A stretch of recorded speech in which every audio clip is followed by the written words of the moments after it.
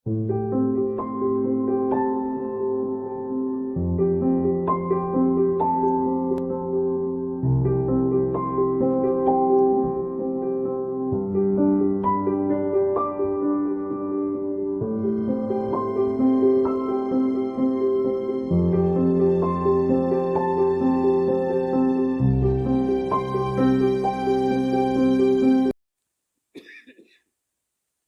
రెక్కల చాటున భద్రపరిచి మనలందరినీ కాపాడాడు. అనేక ఆపదల నుంచి తప్పించాడు. అనేక విపత్కరమైన పరిస్థితుల నుంచి, అనేక ప్రమాదాల నుంచి మనల్ని కాచి కాపాడుతూ వస్తున్నాడు. దేవుడు యొక్క ఆరాధన జరుగుతున్న సమయంలో కొంతమందిని మన సంఘం నుంచి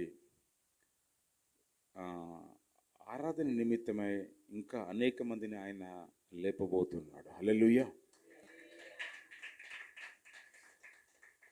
అయితే దేవుని యొక్క ఆ యొక్క పరిశుద్ధాత్మ శక్తి తాకిడి అది అనుభవించిన వారికే అది దాని విషయం అర్థమవుతుంది.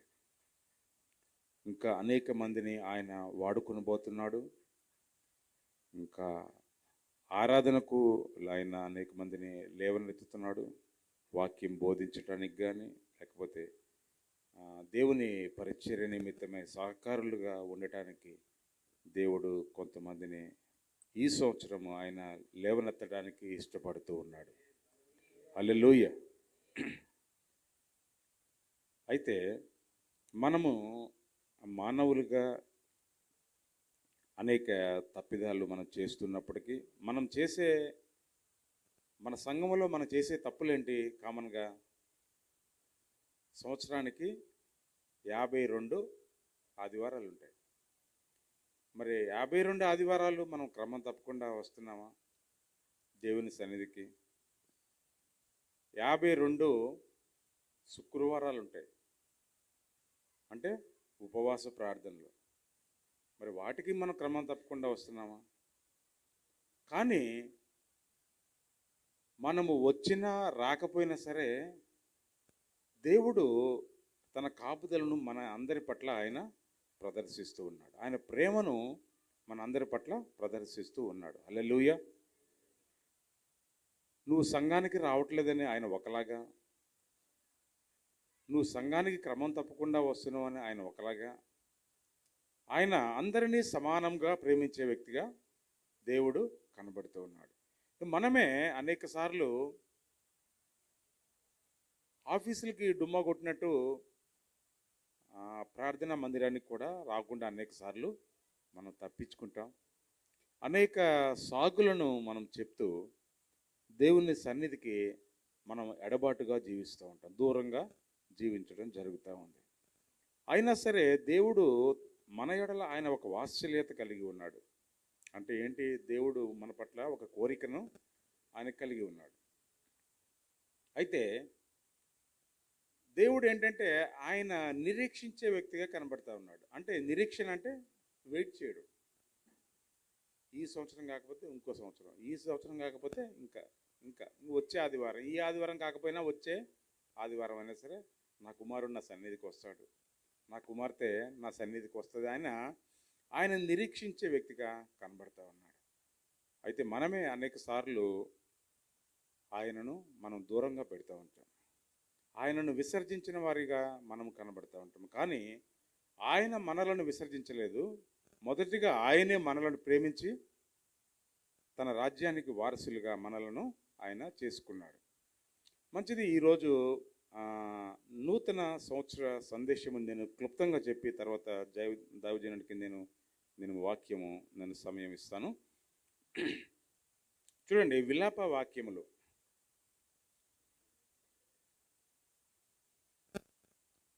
ఇర్మియా గ్రంథం తర్వాత ఉంటుంది. ఈ విలాప వాక్యములు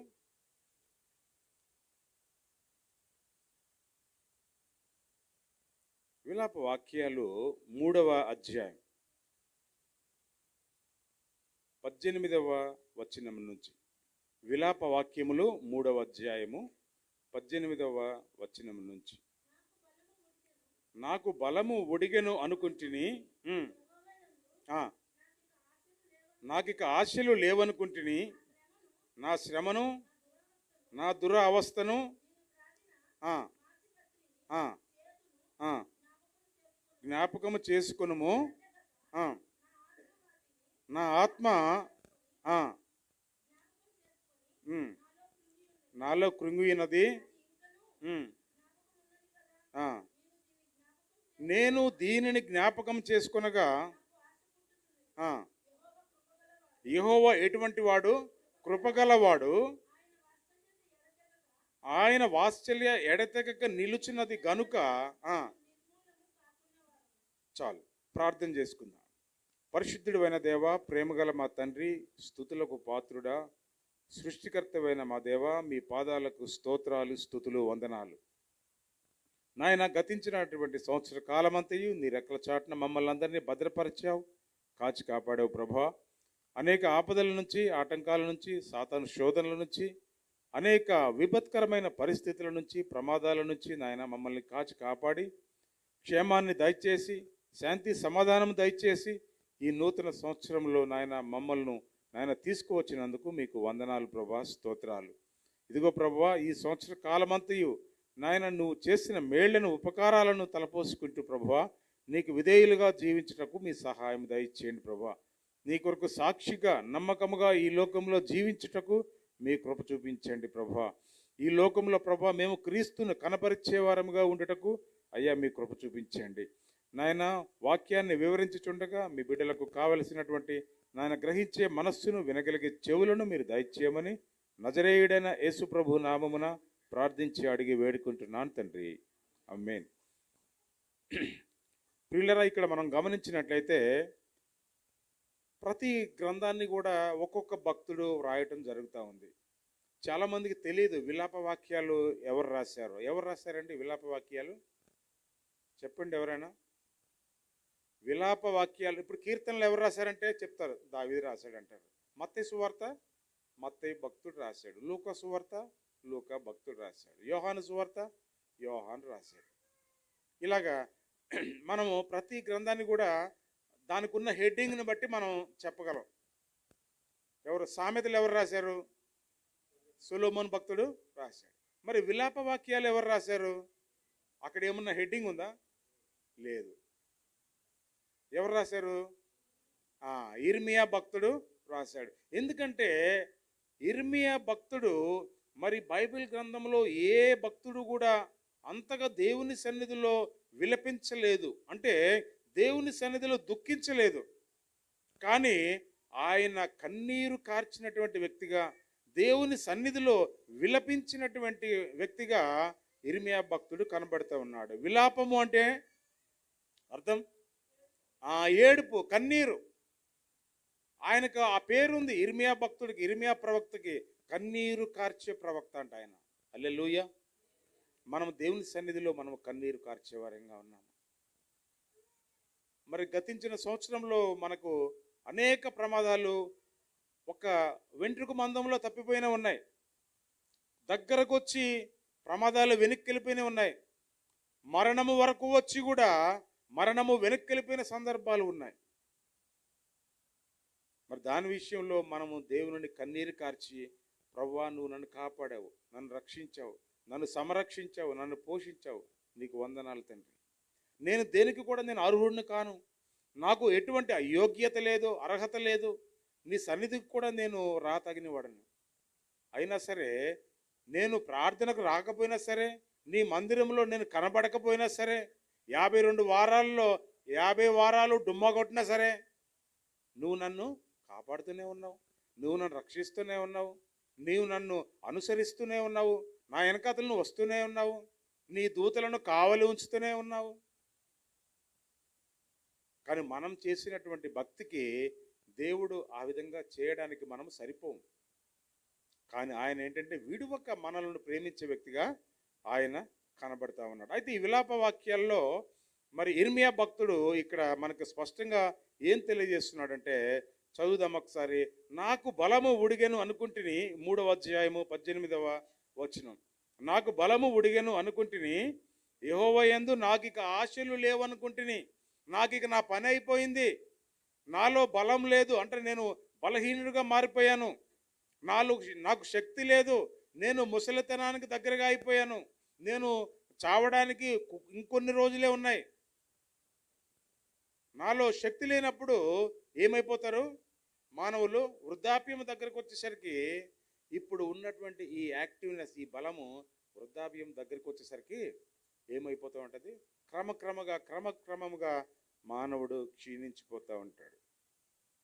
అయితే ఇర్మియా భక్తుడు కూడా ఈ మాటే అంటున్నాడు, నా పని అయిపోయింది, నేను అనుకున్నాను, నాలో బలము లేదు, నాలో శక్తి లేదు, ఇదిగో నేను మరణించడానికి నేను ఎంతో దగ్గరగా ఉన్నాను అని, నాలో ఇక ఆశలు ఏవి లేవు. కానీ దేవుడు చూడండి 19వ వచనంలో ఏముంది? నా యొక్క శ్రమను, నా దురవస్థను, నేను త్రాగిన మాచిపత్రిని, చేదును జ్ఞాపకము చేసుకొనుము. చేదు అంటే ఒక దుఃఖకరమైన పరిస్థితులు, ఎన్నో అవరోధాలు, ఆటంకాల నుంచి మనం వెళ్తున్నప్పుడు, మన అనేకమైన సందర్భాల్లో మరణ పడకలపైన ఉన్నప్పుడు, మరి వ్యాధిగ్రస్తులుగా ఉన్నప్పుడు, నా శ్రమ, నేను ఆర్థికంగా నలిగిపోయినప్పుడు, ఇదిగో అప్పుల భారంతో కూరిపోయినప్పుడు నువ్వేం చేసావు? నన్ను జ్ఞాపకం చేసుకోమని అడుగుతున్నాడు ఇక్కడ భక్తుడు.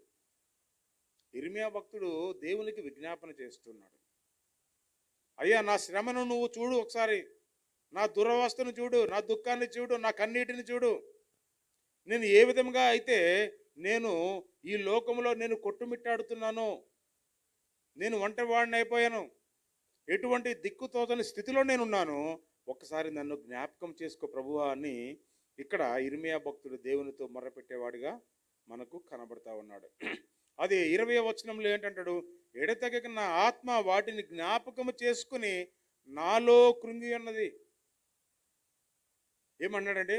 అంటే రోజు రోజుకు ఆయన క్షీణించిపోతున్నాడు. తన బాధలను ఒకటొకటి గుర్తు చేసుకుని ఇంకా రోజు రోజుకి మరింత క్షీణించిపోయే దశలో ఆయన అది కనబడుతూ ఉన్నాడు. అయ్యా ఇవన్నీ కూడా నీకు జ్ఞాపకం ఉన్నాయి కదా, నేను ప్రత్యేకంగా నీకు జ్ఞాపకం చేయవలసిన పని లేదు కదా, ఇవన్నీ కూడా నేను ఎటువంటి బాధలు పడ్డానో, ఎటువంటి శ్రమలు పడ్డానో, ఎటువంటి నిందలు నేను అనుభవించానో అవన్నీ నువ్వు ఎరిగిన దేవుడవు నాయన, నీకు ప్రత్యేకంగా నేను జ్ఞాపకం చేయాల్సినటువంటి అవసరం లేదు కదా. కానీ ఇక్కడ ఏం చేస్తున్నాడు భక్తుడు?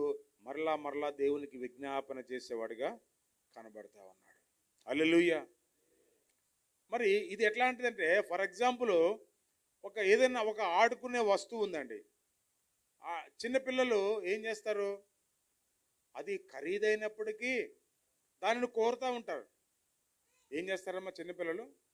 ఒక ఆట వస్తువుని, అది ఖరీదైన వస్తువు అయినప్పటికీ కూడా దానిని మాటికి అడుగుతూ ఉంటారు. ఒక్కసారి అడుగుతాడు, 2 సార్లు అడుగుతాడు.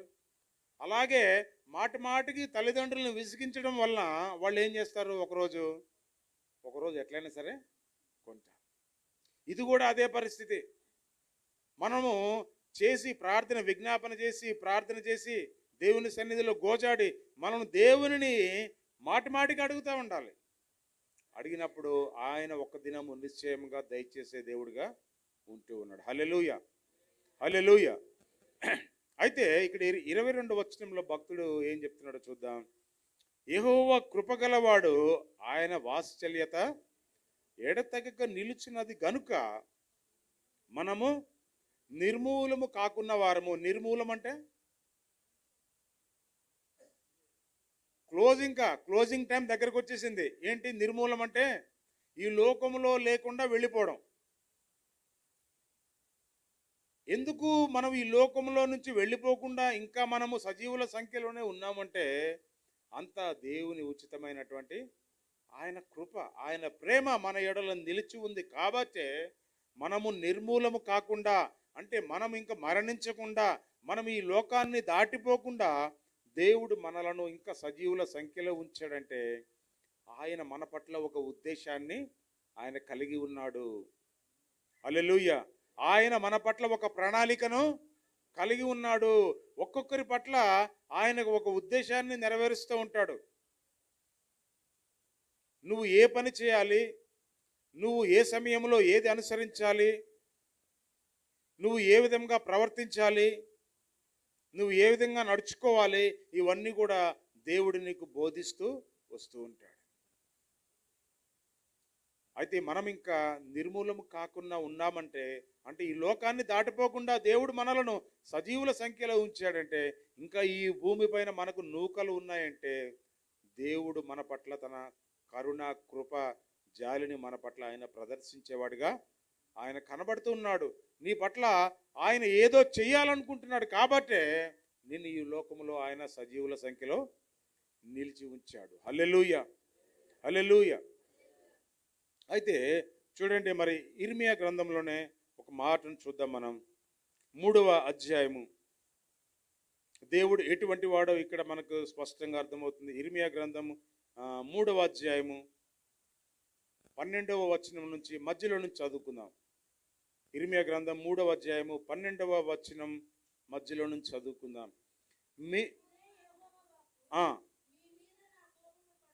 మీ మీద నాకు కోపము లేదు, మీ మీద నా కోపం మీ మీదకి రాదు అంటున్నాడు. చదువున్నాను. ఆయన ఎటువంటి వాడు అంట? ఆయన కృప కలిగినటువంటి దేవుడు కనుక నేను ఎల్లప్పుడూ కోపించే దేవుణ్ణి కాను, ఇదే యెహోవా వాక్కు. హల్లెలూయా.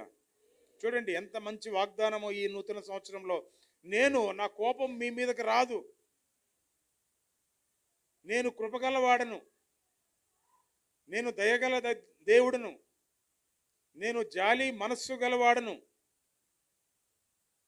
కాబట్టి నేను ఎల్లప్పుడూ కూడా మిమ్మల్ని నేను కోపించను. కాబట్టి నా మాటలు మీరు అర్థం చేసుకునేవారుగా మీరు ఉండాలంటున్నాడు. హల్లెలూయా. అదే మాట మళ్ళీ చూస్తే ఇర్మియా 31:3లో కూడా మరి భక్తుడు మంచి మాటను అక్కడ ప్రస్తావిస్తూ ఉంటాడు. 31వ అధ్యాయము 3వ వచనం.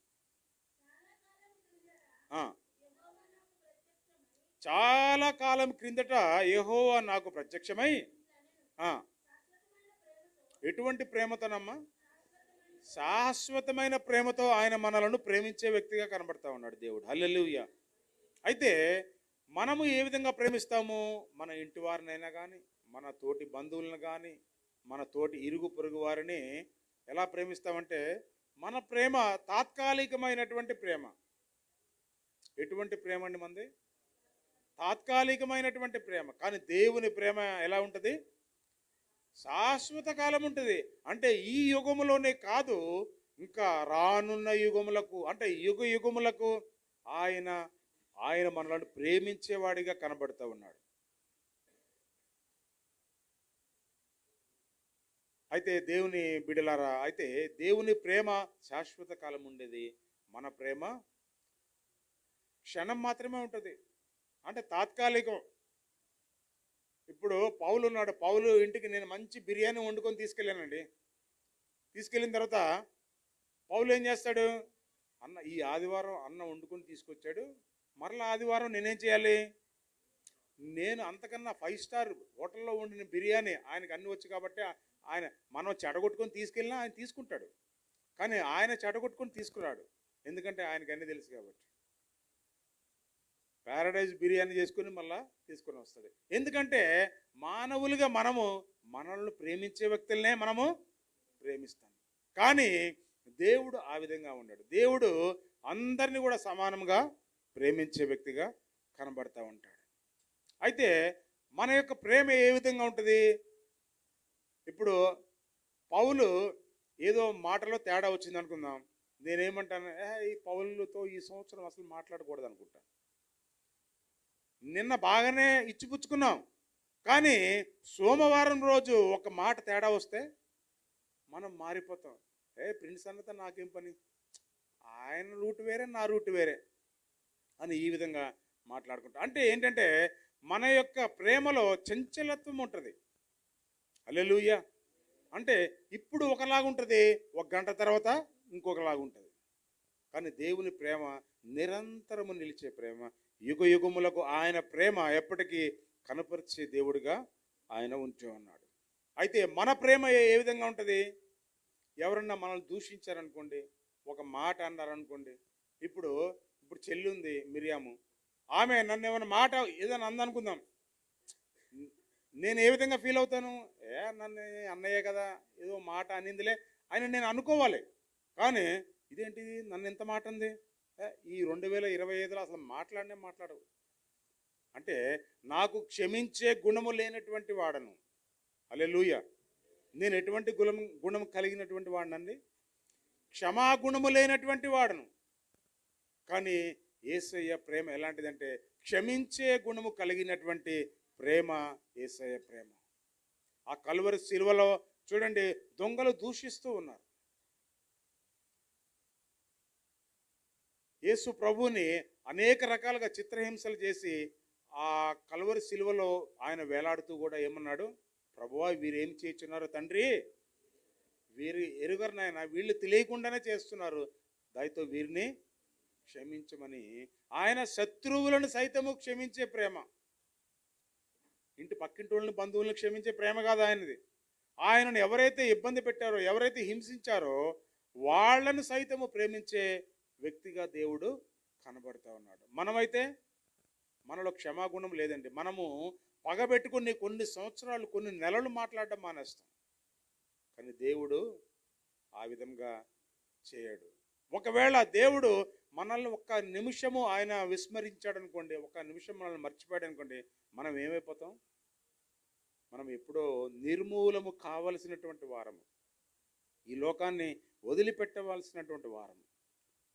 ఆయన కృప మన ఎడల నిండుగా ఉంది కాబట్టి ఇక్కడ భక్తుడు ఏమంటున్నాడు? ఇర్మియా భక్తుడు, శాశ్వతమైన ప్రేమతో నిన్ను ప్రేమించుచున్నాను గనుక విడువక నీ ఎడల ఆయన కృప చూపించే దేవుడిగా ఆయన కనబడతా ఉన్నాడు. కాబట్టి ప్రియులరా, మరి అపోస్తులుడైన పౌలు కూడా తను రాసినటువంటి ప్రతి పత్రికలో కూడా ఆయన ఏమని చెప్తా ఉన్నాడంటే ఆయన కృపతోనే ఆరంభిస్తాడు, అలాగే కృపతోనే ముగిస్తాడు. తన పత్రికలన్నీ కూడా మీరు చూడండి ఒకసారి ఇంటికి వెళ్ళిన తర్వాత.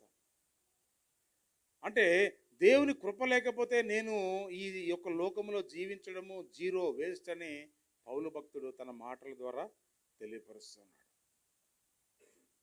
కాబట్టి 2024 సంవత్సరంలో మనము ఏ తప్పులైతే చేశామో, ఏ పొరపాట్లు అయితే మన ద్వారా జరిగినాయో, మనలో ఎటువంటి మరి ఇంకా ఏమైనా సరే చూడండి, మరి ఆ యొక్క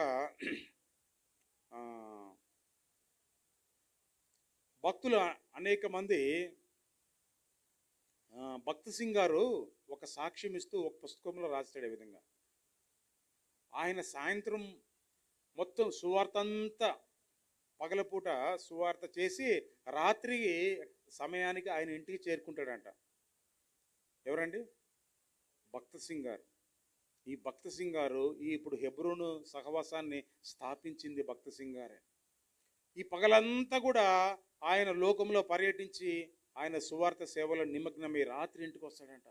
రాత్రి ఇంటికి వచ్చిన తర్వాత ఆయన ఏం చేస్తాడంటే, ఈరోజు నేను ఏమేమి తప్పులు చేశాను, నా ద్వారా ఏమన్నా పొరపాట్లు జరిగినాయా అని ఒక్కసారి ఆలోచించుకుంటూ, అరే నేను 2 విషయాల్లో పొరపాటు చేశాను కదా అని అప్పుడే ఆయన పడుకునే సమయం అయినప్పటికీ కూడా మరలా మోకాళ్ళు వేసి దేవుని వద్ద మళ్ళా క్షమాపణ అడుగుతాడంట. ఆయన స్వీయ చరిత్ర ఒకటి ఉందండి భక్త్ సింగ్ గారిది. ఆ చరిత్రలో ఆయన ఆ విధంగా రాసుకుంటూ వస్తాడు. అంటే ఏ రోజు చేసిన తప్పులు మనం ఆ రోజే దేవుని సన్నిధిలో ఒప్పుకోవాలి. అప్పుడే దేవుడు మన ఎడల తన యొక్క కృపను, ప్రేమను కనపరిచేవాడిగా ఉంటాడు. కాబట్టి ఈ 2025 సంవత్సరంలో దేవునికి మనం ఇష్టలుగా జీవిద్దాం. ఈ లోకములో ఆయన కొరకు సాక్షులుగా మరి జీవించడానికి మనం ప్రయత్నం చేద్దాం. అప్పటి వరకు తన కృపను దేవుడు మన ఎడల